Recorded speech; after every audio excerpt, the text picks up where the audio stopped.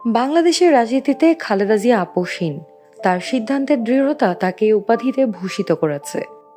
স্বৈরশাসক HM. এরশাদের অধীন ১৯৮৬ সালের নির্বাচনে শেখ হাসিনা অংশ নিলেও খালেদা জিয়া সে পথে হাঁটেননি। আপোষ নয়, সংগ্রামকেই বেছে নিয়েছিলেন তিনি। দেশের বাইরে আমার কোনো ঠিকানা নেই, এটাই হলো আমার ঠিকানা।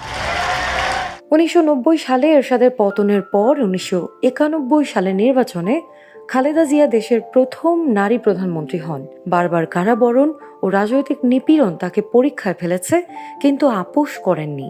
আর এ কারণেই খালেদা জিয়া আপোষহীন। ১৯৮১ সালে জিয়াউর রহমান রাষ্ট্রপতি থাকা অবস্থায় সেনাবাহিনীর বিপথগামী কিছু সদস্যের গুলিতে শহীদ হন। তার গঠন করা বিএনপির তখন টালমাটাল অবস্থা। এই অবস্থায় গৃহবধূ খালেদা জিয়া ১৯৮২ সালের জানুয়ারিতে সাধারণ সদস্য হিসেবে বিএনপিতে যোগ দেন। ১৯৮৩ সালের মার্চে দলের ভাইস চেয়ারপারসন এবং ১৯৮৪ সালের আগস্টে দলের চেয়ারপারসন নির্বাচিত হন। তার পরের জীবনটা কেবলই সংগ্রামের। এরশাদ পতনের আন্দোলন বেগবান করতে ৭ দলীয় জোট নিয়ে রাজপথে নামেন তিনি। এ সময় তার দল থেকে একের পর এক নেতা ভাগিয়ে নেন এরশাদ। খালেদা জিয়া কয়েকবার সংক্ষিপ্ত সময়ের জন্য আটক হয়েছেন। পুলিশি হামলার শিকার হন বহুবার।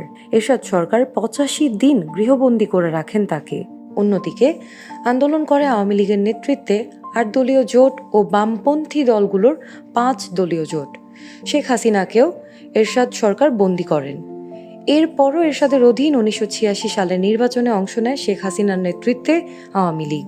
বিএনপি এটিকে নীল নকশার নির্বাচন আখ্যা দেয়। ১/১১ পরবর্তী সময়ে রাজনীতি পুনরুদ্ধারের পরও খালেদা জিয়া আপোষের পথে হাঁটেননি। ২০১৪ সালে নির্বাচন বর্জন করেন, কারণ তিনি প্রকাশ্যেই বলতেন শেখ হাসিনার অধীন সুষ্ঠু নির্বাচন সম্ভব নয়। এজন্য তিনি ওই নির্বাচনে অংশগ্রহণ করে সরকারের বৈধতা দিতে রাজি ছিলেন না।